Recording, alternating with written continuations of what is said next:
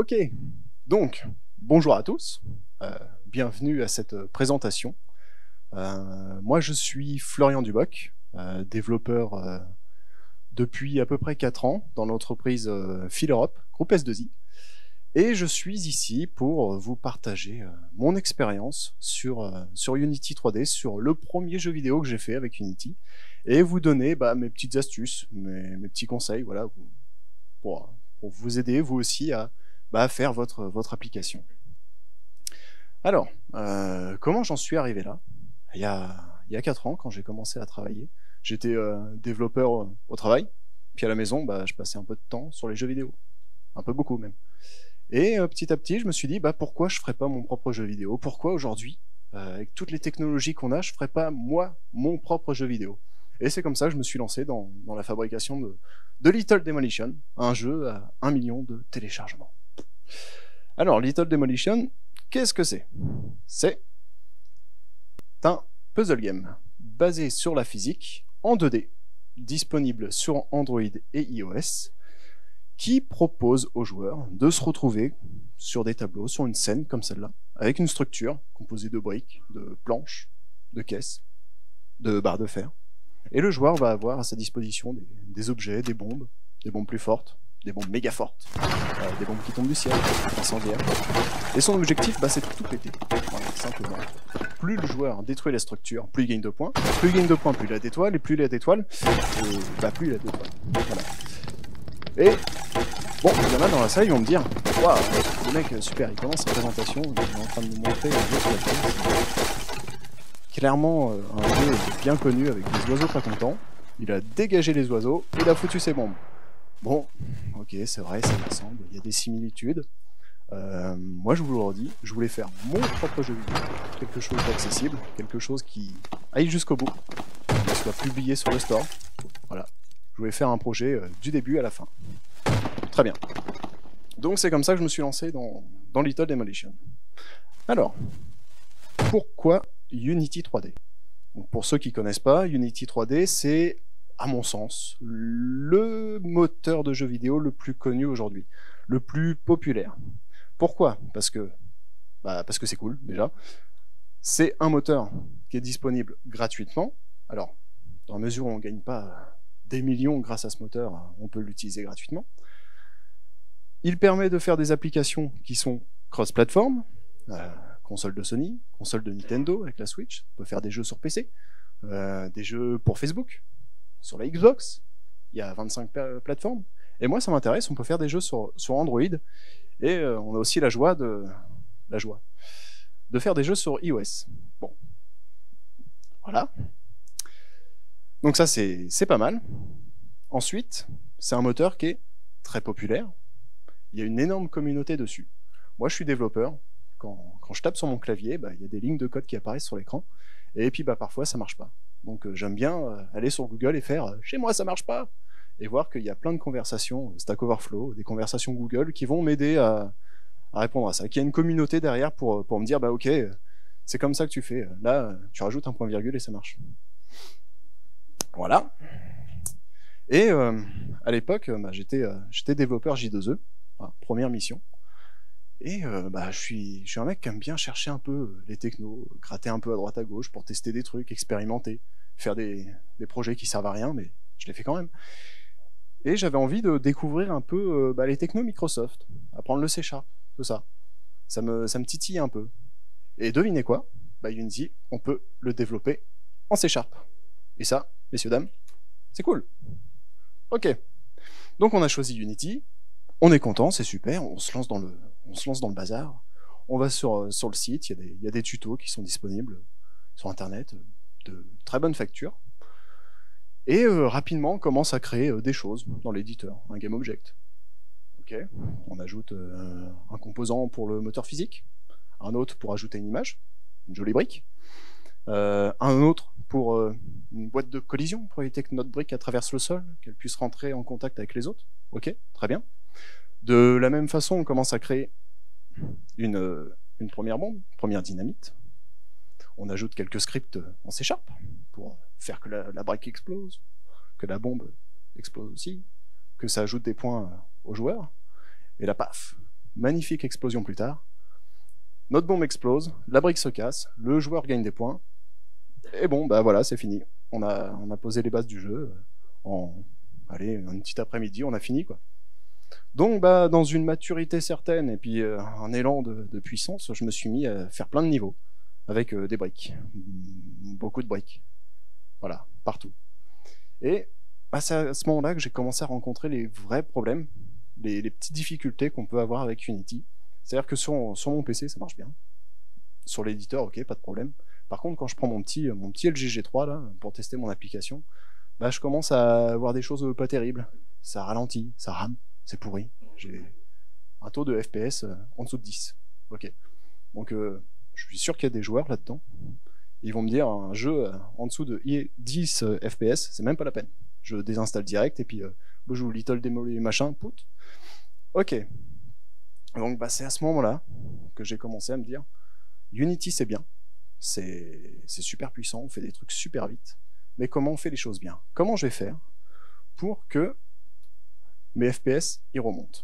À savoir que je vise une application mobile, et la bonne chose c'est des FPS qui sont entre 30 et 60. Alors en dessous de 30 c'est pas terrible, on va avoir des ralentissements, c'est moyen, et 60 parce que la plupart des mobiles aujourd'hui sont capés à 60 FPS, on ne peut pas aller au-dessus. Et pour une application, c'est pas mal. Ok, donc on vise ça. Comment on fait? Bah déjà, on utilise Unity, et Unity propose des outils pour diagnostiquer un peu ce qui ne va pas dans notre application, pour nous aider à trouver bah, qu'est-ce qui ralentit, pourquoi ça marche pas. Enfin, voilà. Donc on a le profiler, voilà, profiler, super, et l'outil statistique. Donc il y en a d'autres, mais à mon sens, c'est les plus accessibles, les plus rapides, les plus efficaces. Donc le profiler, c'est quoi? C'est un outil qu'on active comme ça dans l'éditeur. Donc voilà, ça nous donne des infos sous forme de graphes, sous forme de tableau. Et ces infos vont nous dire bah, c'est quoi les ressources que l'on utilise, et qu'est-ce qui se passe à un rendu d'image, à un FPS, qu'est-ce que j'utilise. Donc, je vais avoir des infos sur le CPU, sur le GPU, sur la mémoire utilisée, sur le moteur physique, est-ce qu'il est beaucoup sollicité ou pas. Dans le tableau qui est en dessous, on peut même aller encore plus loin. Et ça va nous dire dans nos scripts qu'est-ce qui est appelé, quelles sont les méthodes qui sont appelées, quels sont les accès mémoire que l'on va faire, combien de fois, en combien de temps. On a des trucs hallucinants. Combien d'allocations au garbage collector on fait. Bon. À savoir qu'avec Unity, plus on va solliciter le garbage collector, celui qui va recycler notre mémoire, plus on va avoir une application qui va se dégrader dans le temps, qui va avoir tendance à se ralentir. Bon, ok, donc le profiler. Et on a ce petit outil statistique, donc j'ai un peu zoomé parce que les écrans sont petits, mais en gros cet outil on peut l'activer dans notre éditeur et ça va nous donner un résumé du nombre de FPS qu'on a actuellement sur l'éditeur, voilà, du temps alloué au CPU. On a d'autres infos qui sont un peu plus intéressantes, 7 Pascal, je vais revenir à la fin, mais voilà. Donc on a ces deux outils, et ces deux outils vont nous aider à identifier un peu les coupables de pourquoi ça marche pas bien. Alors ça a été vrai pour moi. En allant sur les forums, on se rend compte que c'est vrai pour la plupart des développeurs qui commencent avec Unity, mais c'est normal. Les coupables, c'est quoi? C'est les scripts C#. C'est là où on va vraiment écrire on est développeur, c'est là où on va taper avec notre petite mimine sur le clavier, et c'est là qu'on va faire le plus de choses, et forcément le plus de bêtises. Voilà, donc on a les scripts C#. Le moteur physique, bon, particulièrement vrai dans ce cas-là, vu que je fais un jeu où il faut tout péter, il y a des briques dans tous les sens, et du coup je sollicite énormément ce moteur-là, donc il y a des choses que l'on va pouvoir faire pour alléger un peu ce moteur. Et le moteur graphique. Ok, bon, ça c'est pareil, on va essayer de voir pourquoi c'est gourmand, il fait tout seul, mais il y a des choses que l'on peut faire. Donc on a nos 3 coupables, l'idée c'est de les garder un peu à l'œil, de dire c'est là que je vais taper pour gagner en performance. Alors, l'optimisation des scripts avec Unity, il faut d'abord comprendre comment fonctionne Unity. Unity, c'est un moteur qui est orienté composant. Ça veut dire quoi? Je prends une vue là, comme ça, avec quelques-unes des briques, planches, voilà. Et quand je clique sur ma brique, j'ai sur la droite l'inspecteur qui va me donner la liste de tous les composants qui vont fonctionner avec mon objet. C'est-à-dire que je vais avoir un composant pour afficher une image, un composant pour le moteur physique, pour que mon objet réagisse à la gravité, un autre pour la collision. Et en dessous, je vais avoir des petits composants en C#, des composants custom que je vais pouvoir développer, et qui vont donner un sens à mon objet. Enfin, je vais pouvoir écrire un peu ce que je veux dedans, et écrire toute la mécanique de mon jeu. Par exemple, j'ai là, voilà, un composant destructible qui me dit que ma brique peut se détruire, un autre pour ajouter des points, un autre pour changer l'image de ma brique quand elle reçoit des dégâts, des choses comme ça, un autre pour instancier des fragments de ma brique, etc. Donc il faut déjà avoir cette idée en tête. Il y en a qui vont me dire, ouais, c'est bateau, c'est normal, mais faut bien se le répéter de temps en temps. Parce que là, j'ai une brique avec 5 composants à moi que j'ai écrit en C#. Si je prends cette scène-là, une scène un peu bateau du jeu, bah des briques, j'en ai 120 dedans. Voilà. Et en moyenne, bah j'ai 5 scripts par brique. Donc je vous laisse faire les maths. Ça fait beaucoup de scripts en C#. À peu près à 600. Donc du coup, il y en a qui vont me dire c'est pas beaucoup, d'autres qui vont me dire c'est beaucoup. Voilà, bon, bah, ça dépend de ce que l'on fait, ça dépend de ce qu'on met dans ces scripts. Alors, c'est bien, les composants custom, on les fait en C#. Comment ça se passe? Nos scripts, ils vont hériter de la classe MonoBehavior. Pour ceux qui ne connaissent pas, qui vont se lancer dans Unity ce soir, la classe MonoBehavior, c'est un peu la classe maîtresse de Unity. C'est là où on va avoir le plus d'actions possible. Voilà. Et cette classe-là va nous donner des méthodes, des attributs, des propriétés qui vont nous permettre d'interagir avec le reste de notre scène, le reste de notre jeu, et de faire un peu tout ce qu'on veut dans Unity. Donc je vais en pointer quelques-unes du doigt.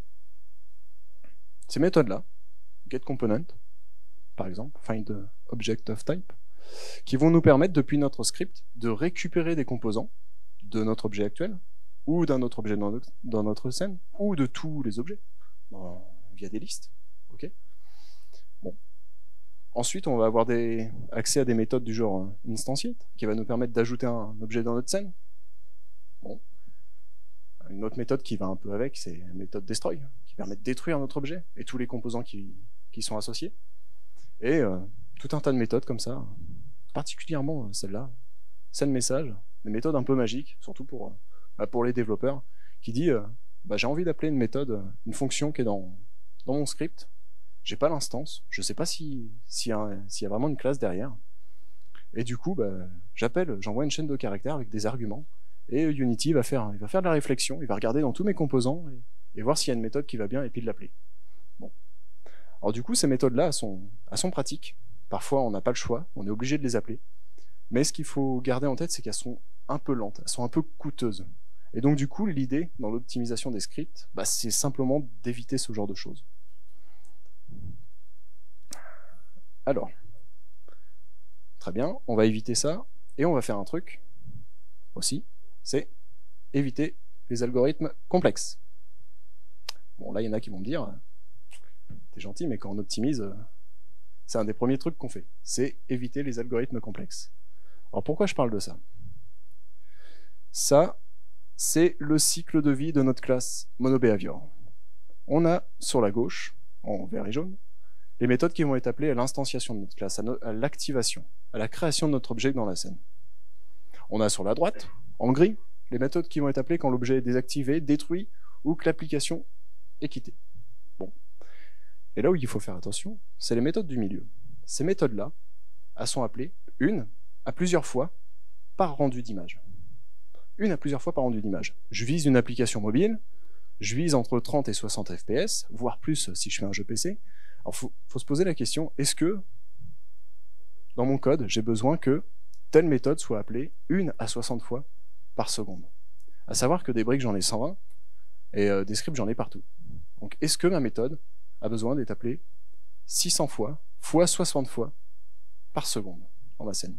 Donc c'est ça que je veux dire par éviter les algorithmes complexes. Ça peut paraître tout bête, mais franchement, ça fait gagner du temps. Voilà, on gagne en ressources. Ok. Donc ensuite, notre petite une astuce, pareil, plutôt simple, mise en cache des données. Donc tout à l'heure, je vous ai dit, on a par exemple les méthodes getComponent qui vous permettent de récupérer des composants dans la scène. Bah, ce genre de choses, parfois on n'a pas le choix de les utiliser, mais le mieux c'est de les utiliser dans les méthodes de création, les méthodes à gauche là, pour garder en instance, pour garder la référence de notre objet, quitte à l'utiliser vraiment plus tard dans l'application, mais pour éviter de la solliciter au moment où on en a besoin, et du coup bah, perdre en performance si jamais toutes mes briques ont besoin d'un truc ou quelque chose comme ça. Voilà. Et ensuite, on a dernière optimisation que l'on peut faire avec nos scripts, il y en a plein, mais j'ai que 3 quarts d'heure. L'utilisation de l'object pooling. Alors l'object pooling, qu'est-ce que c'est? Pour ceux qui ont l'habitude de manipuler un peu les bases de données, tout ça, on va avoir des pools de connexion à notre base de données. Donc l'idée c'est de recycler un peu cette connexion. Et bien là dans Unity on va essayer de faire la même chose. Et on va essayer de faire des choses qui vont nous permettre d'éviter la méthode instantiate, qui nous permet de créer des objets, et la méthode destroy, qui le détruit. Au début, on commence avec Unity, j'ai besoin d'un objet, je l'instancie, j'en ai plus besoin, je le détruis. Et ça, comme le dirait un grand homme, bah, c'est pas bien. C'est pas bien du tout.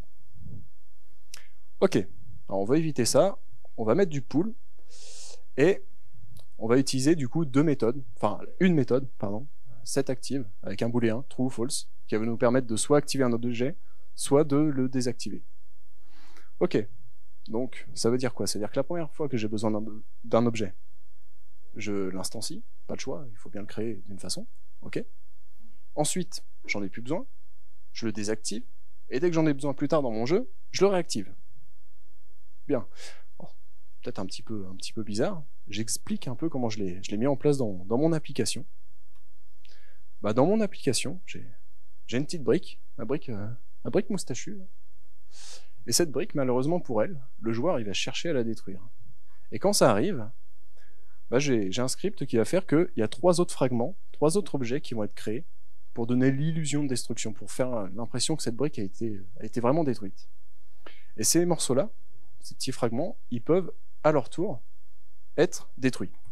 Et c'est là qu'intervient l'object pooling, c'est que ces objets-là, je vais simplement les désactiver, et quand une autre brique va se retrouver détruite, je vais rassembler, repositionner correctement ces fragments et les réactiver. Comme ça, le joueur y voit que du feu, et moi, ça m'évite de faire des allocations garbage collector avec la méthode destroy, et ça me permet de gagner en performance, voilà, tout simplement. Alors ça peut même aller plus loin. Dans Unity, il y a des choses qui permettent de faire que quand on change de scène, quand on change de niveau, les objets sont gardés, ils ne sont pas détruits.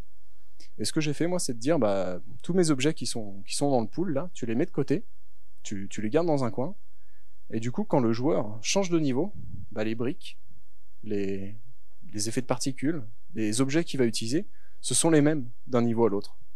Et donc du coup, comme ça, j'allège énormément les ressources qui sont utilisées, les allocations garbage collector, encore une fois, et ça me permet de gagner en performance. Ok. Donc du coup, les scripts, on va dire que c'est bon. On a déjà gagné pas mal de ressources. Maintenant, on va voir pour optimiser le moteur physique. Alors, le moteur physique de Unity, il est très bien. Il n'est pas parfait, mais il est plutôt pas mal. Avec quelques composants, mes briques elles vont réagir aux lois de la gravité, se rentrer dedans, tout ça, c'est super. Donc du coup, la première chose que l'on va chercher à faire pour optimiser ce moteur, pour éviter de prendre trop de ressources, c'est de réduire le nombre de composants physiques. Voilà, du coup j'ai plus qu'une brique. Bon. Je reprends mes briques, et je vous explique un peu ce que je veux dire par réduire le nombre de composants physiques. Je prends l'exemple de cette autre brique, là, grise, qui est allongée, qu'on peut retrouver dans le jeu. Et la façon dont je l'ai implémenté, la façon dont je l'ai fait, c'est trois objets différents qui sont attachés entre eux et qui vont contenir chacun les composants nécessaires pour réagir au moteur physique, donc les rigid body et les box collider. Très bien. Donc là, ce que l'on peut faire, c'est dire, ces composants-là, je les désactive, je vais créer un GameObject parent, voilà. Avec Unity, il y a un système de hiérarchie qu'on apprend très vite à manipuler quand on commence. Et ce GameObject parent, je vais lui associer un rigid body et un box collider. Donc là, je suis passé de 6 composants à 2, c'est pas mal, c'est plutôt facile à mettre en place. Et dans mon cas, en moyenne, ça me permet d'alléger de 50% les ressources qui sont utilisées par le moteur. Donc quand on cherche à optimiser, 50%, c'est assez énorme. Donc on est bien, on a réduit le nombre de composants. Maintenant, il y a un autre truc qu'on peut faire assez facilement, petite astuce, c'est favoriser les colliders primitifs. Alors, les colliders, c'est quoi? Dans le jeu, dans Unity, il y a différents colliders qui permettent que les objets rentrent en collision.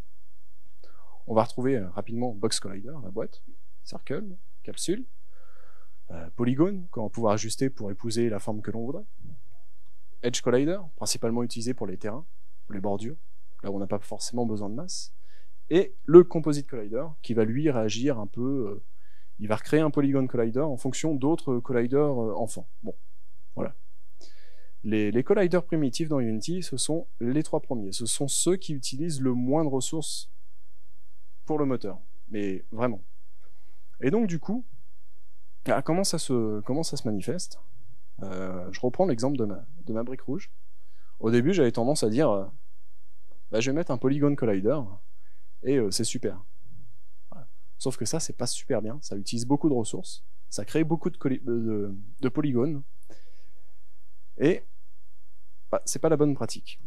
Là, ce que l'on peut faire, c'est utiliser un Box Collider, simplement, voilà, qui va prendre la taille de ma brique, quitte à avoir des zones qui sont prises en compte, alors qu'elles ne devraient pas, ou même l'inverse, ne pas prendre en compte des zones de ma forme. Mais ça va alléger un peu mon moteur. On n'a pas besoin d'être pixel perfect, hein, de toute façon, on est là pour tout péter avec nos petites bombes, donc le joueur, il s'en fout, dans la mesure où il casse tout, c'est cool. Voilà. Et on peut aller plus loin avec ça. Alors, si je prends l'exemple de ce vase, il y a des vases dans le jeu. Là, on a tendance à dire, bon, là, pas le choix, je peux pas te mettre un circle, je peux pas te mettre une boîte. On va dire, je vais te mettre un petit Polygon Collider, là, on est bien tenté. Sauf que non, c'est pas la bonne technique. Là, ce que l'on peut faire, c'est prendre deux colliders primitifs, et du coup se dire, on va chercher à les accoupler, à les mettre ensemble, pour créer la forme que l'on voudrait. Et donc là, ce que j'ai fait, j'ai pris un Box Collider que j'ai ajusté pour donner l'effet allongé de mon vase, plus un capsule qui a donné l'effet arrondi en bas. Voilà. Donc, petite astuce, facile à mettre en place. Moi, j'ai fait des tests. Voilà. Après, vous les ferez chez vous. C'est plus performant de mettre 2, 3, 4, voire 5 colliders primitifs que d'utiliser un collider complexe. Ça allège le moteur et on gagne en performance encore une fois. Ok, donc on n'a plus trop de composants, on n'a plus trop de colliders complexes, c'est super. Et dernière astuce pour alléger ce moteur, ça va être l'utilisation des layers, un système de calque que l'on peut appliquer dans Unity. Alors en gros, ça dit, les calques de mon groupe A vont pouvoir interagir ou non avec les calques de mon groupe B, voire même ne pas interagir entre eux. Les calques du groupe A vont se transpercer entre eux.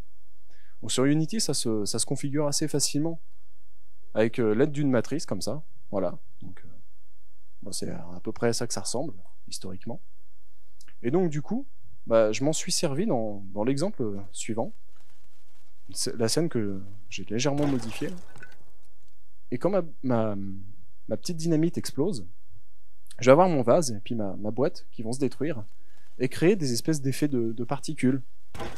Et ces effets de particules, ils ont aussi des circle collider, ils ont aussi un rigid body pour le moteur physique, et ils vont pas rentrer en collision entre eux. Ils vont pas rentrer en collision avec le reste de la scène. J'ai pas besoin, c'est juste pour donner un effet graphique, pour que ce soit plus joli. Ils vont juste rentrer en collision avec le sol. Et donc du coup, ça me permet de mettre plein de fragments dans tous les sens, faire que ça pète dans tous les sens, et c'est plutôt cool. Parce que au niveau perf, c'est génial. Donc voilà. Pour le moteur physique, c'est à peu près tout ce que je peux dire. Il y a d'autres optimisations que l'on peut faire, mais après ça devient un peu complexe. Il nous reste le moteur graphique. Alors c'est pareil, le moteur graphique, il fait un peu tout seul. C'est pas mal. Mais il y a deux petites astuces que l'on peut mettre en place. La première, encore une fois, c'est un peu bête. C'est utiliser les bonnes textures, de la même taille. Je prends ma brique, là. J'ai pas besoin qu'elle soit en résolution Ultra HD 4K, ça sert à rien. De toute façon, je vise un jeu mobile, ça va être tout petit sur mon écran. Non, c'est pas le but. Pour vous donner un ordre d'idée, moi dans mon application, les briques elles sont en 64 par 64, voire plus petit, en 32 par 32. Il n'y a pas grand chose qui est au-dessus. Et ça me permet d'alléger un peu la mémoire du GPU, la mémoire qui sera utilisée par le GPU pendant l'exécution.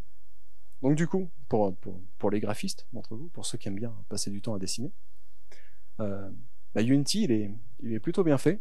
C'est-à-dire que je peux dessiner mes briques au format 4K si j'en ai envie. Et dans l'éditeur, je peux les sélectionner. Et à droite, dans l'inspecteur, je vais avoir une petite liste déroulante qui va me dire, ça, quand tu exécutes le jeu, quand tu compiles le jeu, tu me compresses la texture pour qu'elle soit en 64 par 64. Du coup, ça permet de dessiner un peu au format que l'on veut. L'idéal, c'est de dessiner au plus grand format possible. Et de dire, non, dans l'application, tu recompresses tout. On peut aller plus loin, on peut définir différents niveaux de résolution en fonction des plateformes que l'on vise. iOS, Android, PC, tout ça. Donc c'est plutôt pas mal. C'est pratique, c'est facile à mettre en place. Et dernière petite optimisation, c'est limiter les 7 passes call et l'utilisation d'Atlas. Alors c'est quoi ça? Tout à l'heure, je vous ai parlé de cet outil-là. Et tout en bas, il y a une notion de 7 passes d'appel. Là, c'est à 30. Bon. Pour vous expliquer un peu comment ça fonctionne, je vais mettre en scène 2 personnages qui sont là. Notre jeu vidéo, notre moteur de jeu vidéo et notre moteur graphique. Pour les plus intéressés, là, c'est OpenGL. Et donc, du coup, ces deux petits personnages, ils veulent tous les deux dessiner sur notre écran. Que voilà. Et comment ça se passe? Il y a notre moteur qui fait « Hey, je veux que tu me dessines cette brique, cette image, à cet emplacement-là. » Ok, très bien. OpenGL, il fait « Pas de problème. » Il commence à dessiner. Puis pendant ce temps-là, le moteur, il attend. Bon, très bien. OpenGL a fini. Il y a notre moteur qui fait « Hey, je veux que tu me dessines ça ici. » Il recommence. Il y en a qui commencent à voir le truc venir là ou... Après, il y a le moteur qui fait « Hey, dessine-moi ce truc-là ici. » Voilà.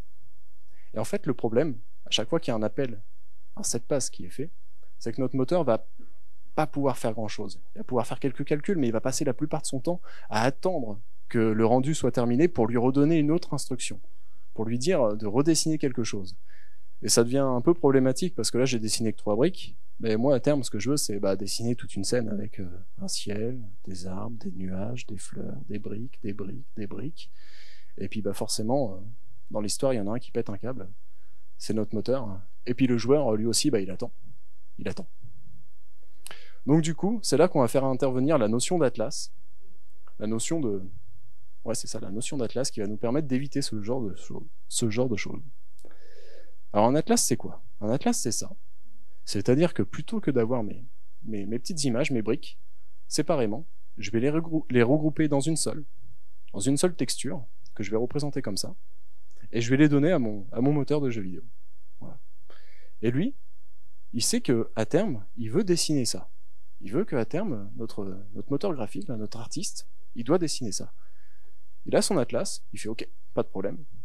Je crée une espèce de matrice qui va correspondre à cet atlas, et je vais identifier, marquer ce que je veux dessiner à quel endroit.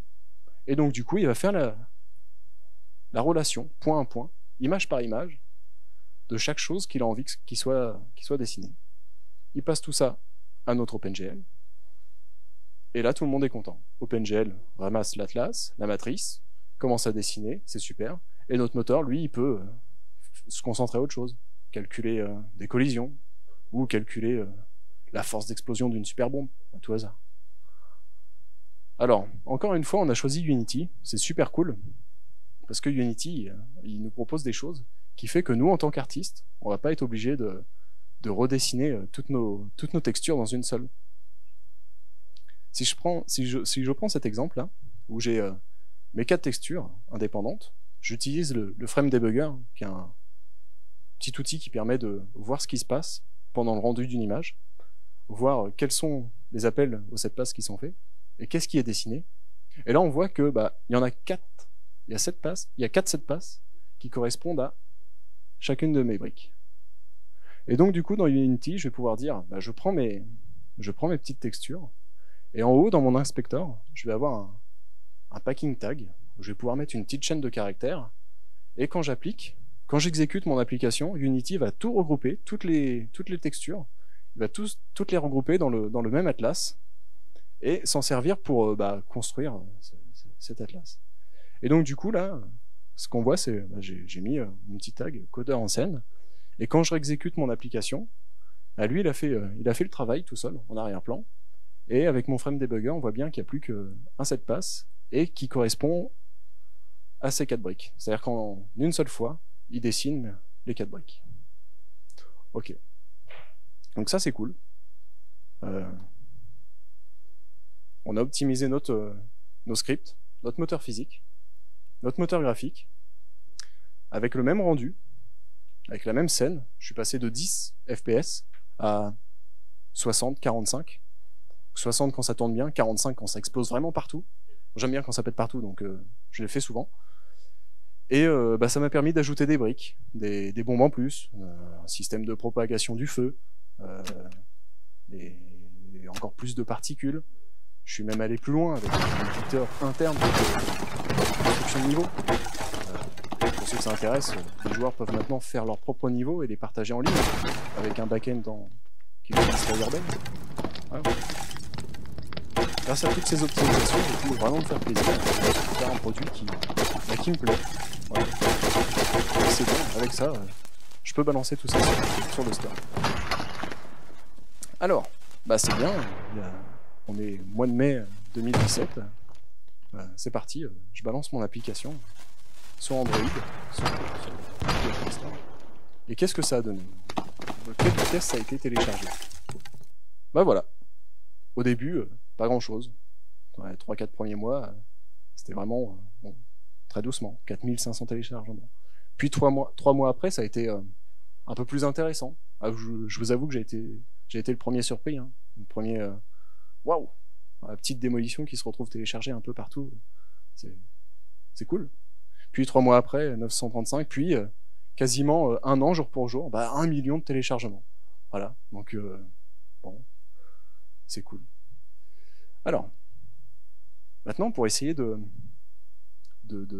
motiver les derniers d'entre vous qui ne le seraient pas encore, moi je me suis dit, quand j'ai fait mon application, ça serait cool que ça rapporte un peu d'argent. Que ça me paye un abonnement de sport, par exemple. Ouais, par exemple. Du coup, avec Unity, c'est bien, c'est qu'il y a déjà tout ce qu'il faut dedans. Il y a un petit plugin qu'on peut activer et dire, vas-y là, balance-moi une publicité au format vidéo, voilà, en plein écran, que le joueur pourra passer ou non au bout d'un certain temps. Du coup, ce que j'ai fait, c'est que moi, j'ai simplement un script qui tourne, un timer, et qui, au bout de 6 minutes, va attendre la prochaine partie, le prochain coup que le joueur recharge un niveau ou change de niveau, et lui afficher la publicité. Voilà. Donc du coup, la petite démolition a commencé à générer un peu de revenus, et de la même façon, voilà ce que ça a donné. Au début, pas grand-chose, 55 $. Puis après, ça a été un peu plus intéressant. Ça a été des grosses séances de muscu. Enfin, presque. Et un an, quasiment jour pour jour, avec le million, 30 000 $. Voilà. Donc si avec ça, vous n'êtes pas encore motivé à vous lancer dans Unity 3D, je peux pas faire grand-chose. Voilà. Donc maintenant, je vais prendre vos questions, s'il y en a. S'il y en a qui ont des questions beaucoup plus techniques, n'hésitez pas, si vous êtes intéressés. Oui.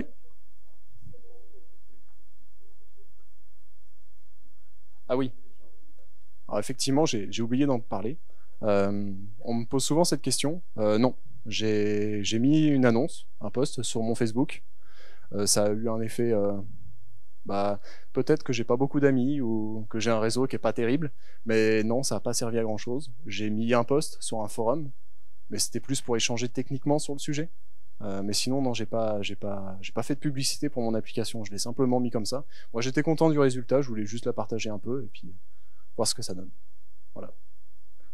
D'autres questions? Oui. Des tutos à recommander? Oui, il y en a plein. Les premiers, c'est de faire simplement les tutos qui sont disponibles sur le site Unity 3D. C'est des tutos qui sont vraiment de bonne facture, qui nous apprennent rapidement, sous format vidéo, ça apprennent rapidement comment fonctionne l'éditeur, comment utiliser les principes du jeu, les principes de la classe MonoBehavior, tout ça. Après, il y a plein de streamers sur YouTube qui proposent faire un jeu en 10 minutes. Ça peut être pas mal aussi. Voilà, des choses comme ça. Oui. Pardon? Non, pas besoin de licence particulière. Unity propose, alors il est gratuit au début, et il faut payer une licence dans la mesure où vous commencez à gagner de plus de 100 000 $ par an. Donc bon, ça laisse, si vous en êtes là, c'est bien pour vous. Et en plus, cette première licence, elle est à, je crois, elle est à 100 et quelques dollars, même pas. Donc c'est vraiment pas grand-chose. Ouais, ouais. Alors, la politique de prix de ce moteur, de Unreal Engine, est un peu différente. De mémoire, eux, ils commencent à prendre un pourcentage plus rapidement. Et bah, à l'époque, il était simplement moins populaire, il était un peu plus complexe à utiliser. Et il y a aussi un truc qui est vachement bien avec Unity, chose que j'ai oublié de... Je me disais aussi, il me reste 10 minutes, c'est pas normal. J'ai oublié de parler de l'Asset Store, qui est un outil très puissant avec Unity 3D. C'est une plateforme où on va pouvoir partager, échanger du contenu, c'est-à-dire des scripts, des modèles 3D, des sons, gratuitement ou contre rémunération. C'est-à-dire que moi, je développe un petit personnage qui crache des boules de feu, qui balance des éclairs avec ses doigts, et voilà, je peux le mettre sur le store et dire, bah, n'importe qui peut l'utiliser pour 5 $. Voilà, par exemple. Et moi, c'est pareil, j'ai besoin d'un script qui me calcule des points, bah voilà, je peux aller voir sur le store ce qui existe, il y en a beaucoup qui sont gratuits, qui sont plutôt bien. Et ça, c'est cool. Voilà. Ouais. Pardon? Ouais,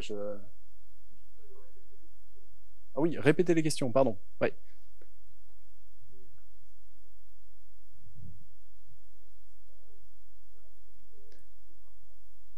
Alors, pour toutes les textures, moi, je suis parti de rien. Ouais. Est-ce que j'ai téléchargé, est-ce que pour toutes les textures, j'ai fait appel à des artistes, est-ce que je les ai eus sur le store ou pas? Donc, la réponse, du coup, ça dépend. Il y a pas mal de... Moi, je suis parti de rien. Au début, je me suis dit, je vais faire mon jeu de A à Z. Vas-y, pourquoi pas, j'ai le temps. Bon, ça prend beaucoup de temps. Grosso modo, tout ce qui est destructible là, c'est moi qui l'ai dessiné. Donc j'avais pas de notion en graphisme, hein. J'ai été voir sur internet des trois tutos, comment on respecte les couleurs, voilà, comment on fait pour que ce soit assez joli. Je voulais un effet cartoon. Après, dans le décor, il y a du contenu gratuit. Il y a énormément de contenu gratuit. Le seul truc que j'ai payé dans le jeu, c'est un pack de son à 5 $. Ouais, 5 ou 7 $. Voilà. C'est tout ce que m'a coûté le jeu. Plus l'abonnement au Play Store qui doit être de 20 $ à vie. Un truc comme ça. Voilà. Oui, là-bas.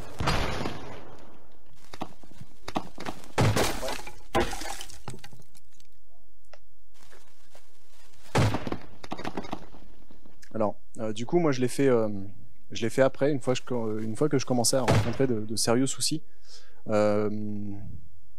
Si je peux vous donner un conseil, c'est si vous visez une application mobile, c'est de faire de l'optimisation vraiment un concept à prendre dès le début du développement.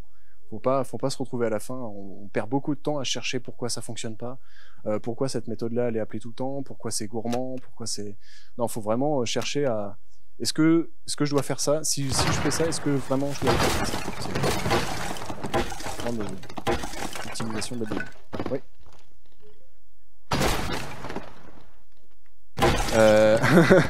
Non.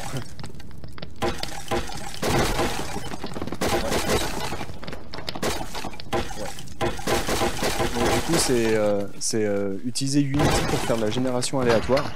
Ça serait, par exemple, dans ton cas, de créer des niveaux de façon automatique ou des choses comme ça. Effectivement, sur Internet, il n'y a pas beaucoup de tutos. Il y en a quelques-uns pour créer des caves en 2D, des choses comme ça. Créer des maps de façon automatique. Effectivement, c'est un sujet très intéressant. J'ai pas encore eu le temps de me lancer dessus, mais il y a quelques indices, quelques tutos.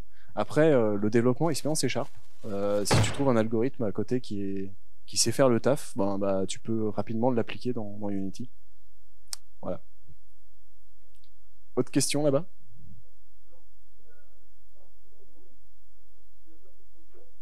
Alors, ouais. Je parle que d'Android et pas d'iOS. Alors, au début, moi, je voulais juste faire un jeu. Je suis passionné d'informatique. Je voulais faire mon petit jeu à moi et pas que ça me coûte un rond. J'ai fait ça sur mon temps libre. Et vu le prix que ça coûte pour le mettre sur Android, je me suis dit, allez, je le mets sur le store. C'est parti. Maintenant, il est sur iOS. J'ai eu la joie de porter les choses sur iOS. Je crois qu'on dit la joie, hein, je suis pas sûr. Donc oui, à savoir que Unity permet de faire du cross-platform.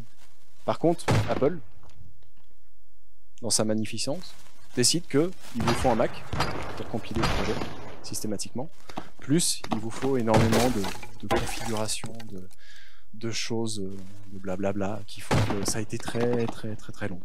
Voilà. Moi je suis développeur, j'aime pas quand je perds mon temps à faire de la config, à chercher des fichiers de provisioning ou quoi que ce soit. Donc maintenant c'est sur iOS, ça serait dommage que les joueurs de iOS puissent pas tout péter eux aussi. Mais bon. Voilà. Ouais. Alors le temps que j'y consacre et que j'y ai consacré. Grosso modo, j'ai mis 1 an sur mon temps libre, c'est-à-dire à bosser de temps en temps le soir, le week-end, ou des choses comme ça. Parfois, je bossais pas dessus pendant 2-3 semaines. J'ai mis 1 an entre le moment où je me suis dit, je me fais mon propre jeu vidéo, et j'ai sorti la première version sur le store. Voilà. Après, j'ai consacré quelques mois pour faire une autre version avec un autre monde, donc d'autres décors, un truc dans la savane, avec les bombes incendiaires par exemple. Puis après, un peu de temps pour créer l'éditeur de niveau. Donc j'ai pas d'exemple là, mais je vous invite à télécharger l'éditeur de niveau disponible sur les stores. Un éditeur de niveau, je voulais du coup tester un peu comment je peux faire moi mon propre mode bac à sable. Et puis j'avais vu un peu des technos AWS, Firebase. Je voulais un peu tester ça et j'y ai vu une opportunité de tester les deux. Donc le temps que j'y ai consacré, c'est un peu compliqué à évaluer parce que c'était vraiment sur le temps libre. Donc ouais, 1 an comme ça de temps en temps. Au début, je voulais tout faire moi-même en 3D. Je voulais tout dessiner, ça a été très long. J'ai prototypé pas mal de choses qui ont mené à rien. Aujourd'hui, pour refaire ça en partant de zéro, avec des idées au point, je pense qu'il faudrait 6 mois larges pour la première version. Voilà. D'autres questions? Oui, là. Est-ce que j'ai utilisé Maya? Alors, tu parles de Maya, l'éditeur 3D, c'est ça? Alors Maya, pour ceux qui ne connaissent pas, c'est un outil qui permet de faire de la modélisation, des modèles en 3D. Non, j'ai commencé par utiliser Blender, parce qu'au début je voulais faire un jeu en 2,5D, c'est-à-dire de la 2D avec des morceaux 3D qui... Voilà.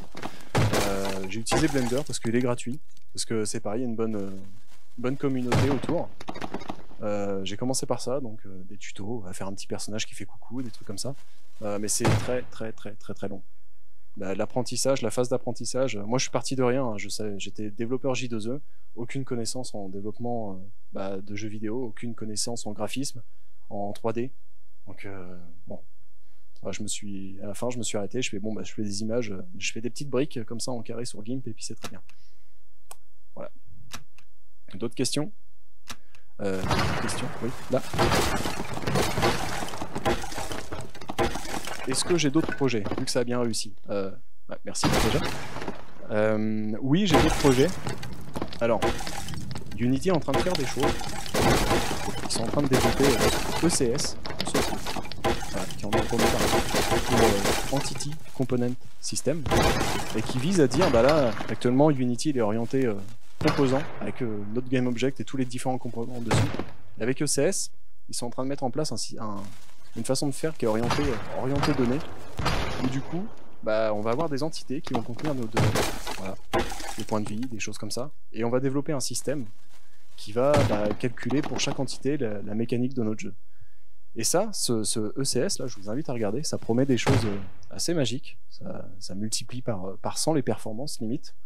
Le problème, c'est que c'est un peu tout jeune, il n'y a pas encore tout dedans. Donc du coup, oui, j'ai d'autres projets, je prototype 2-3 trucs là-dessus. J'ai fait rapidement un space shooter, voilà, où tu contrôles un petit vaisseau, puis il y en a, je sais plus, il y en a 500, je crois, à l'écran qui tirent dans tous les sens. Donc c'est rigolo, voilà. Moi, je suis développeur, j'aime bien tester des trucs comme ça. J'ai d'autres projets aussi. J'aimerais bien faire un petit jeu de stratégie. J'aimerais bien gratter un peu sur l'IA, l'intelligence artificielle dans Unity, comment faire des choses. Voilà.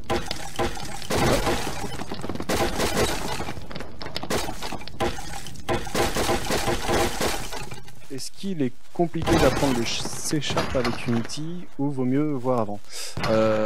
Non. Non, c'est le C# indépendamment de Unity, c'est un langage de programmation orienté objet. Donc c'est un peu comme tous les comme tous les langages. Il y en a qui vont trouver ça facile, d'autres non. Je suis sûr qu'il y en a là-dedans qui adorent le JavaScript. Moi, non. Voilà. Par exemple. Par contre, le Java, le C#, j'aime bien. Ok.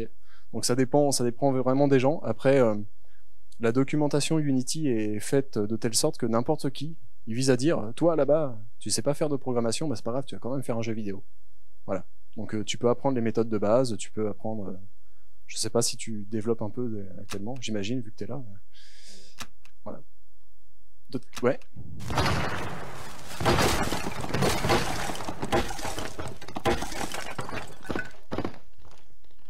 Est-ce que Unity permet d'utiliser les différents capteurs du téléphone, comme le gyroscope, ou la réalité augmentée? Oui, il y a tout ce qu'il faut, il y a des plugins qui sont déjà faits, qui nous donnent des informations, des flottants, voilà. Ça marche très bien, ça marche super bien. Il y a même des plugins qui sont tout prêts aussi pour faire de la réalité augmentée. Il y a des tutos qui sont prêts pour ça. Voilà, c'est vraiment un outil qui permet de tout faire. D'autres questions par là? Oui. Ouais.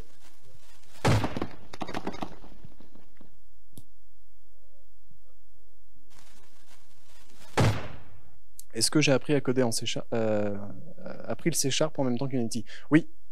Oui. Moi j'étais développeur J2E, j'avais envie de découvrir un peu les technos Microsoft, notamment le C#.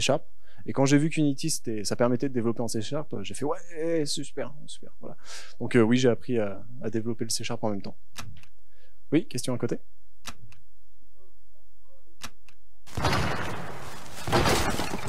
Comment? Est-ce que je sais pourquoi au bout de 5 mois les téléchargements ont explosé? Parce que j'imagine que dans le monde, il y a des gens comme moi qui font péter un peu comme moi. Voilà, simplement. Je sais pas du tout. Franchement, il y a un algorithme derrière, il y a l'algorithme de Google qui va faire en sorte que votre application est référencée ou pas dans le store.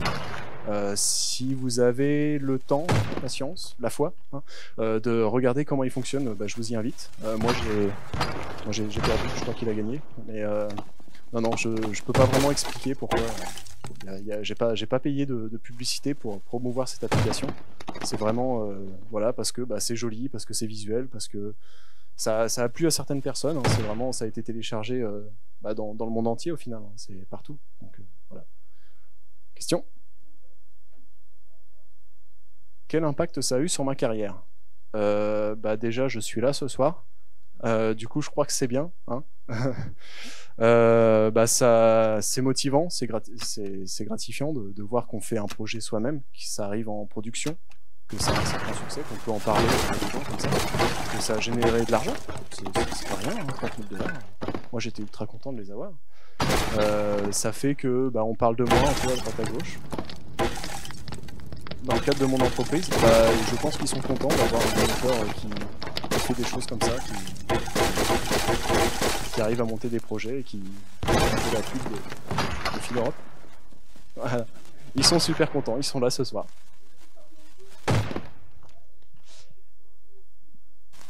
Alors, est-ce que ça remet en cause l'objet de ma carrière? Est-ce que, par exemple, je pourrais pas arrêter mon métier actuel de consultant, de prestataire, et puis me lancer dans Unity? Du coup, autre question? Non, je me suis posé la question, oui, plus d'une fois, est-ce que ça vaut le coup? Après, c'est une application mobile, c'est éphémère. Aujourd'hui, ça fait 1 an et demi qu'elle a été publiée. Les téléchargements, ils ont suivi la courbe classique. J'ai pas mis à jour le graphique qui est là, mais en gros, ça continue à descendre. Puis après, vers 200 téléchargements par jour, ça reste stable. C'est comme si l'algorithme Google voulait que ça soit une ligne droite. Donc, c'est limite une ligne droite. Et les revenus, c'est un peu moins. C'est 200 $ par mois, grossièrement, un peu plus. Ça, c'est pas suffisant pour vivre. Alors, j'aurais peut-être pu me mettre à développer tout plein de jeux vidéo avec Unity et puis vivre de ça. Moi, c'est une passion, l'informatique. J'avais peur que, en me lançant dans Unity, que cette passion, j'en dépende, et du coup, de perdre un peu la fibre qui va avec. Et puis j'aime bien dire, non, Unity, ça me saoule. Enfin, j'y ai pas touché pendant 2 mois parce que j'avais envie de faire autre chose. Voilà. C'était l'été, donc voilà. Voilà. D'autres questions? Non? Plus de questions? Désolé. N'hésitez pas à venir me voir. Comment? La dernière question. Monsieur là.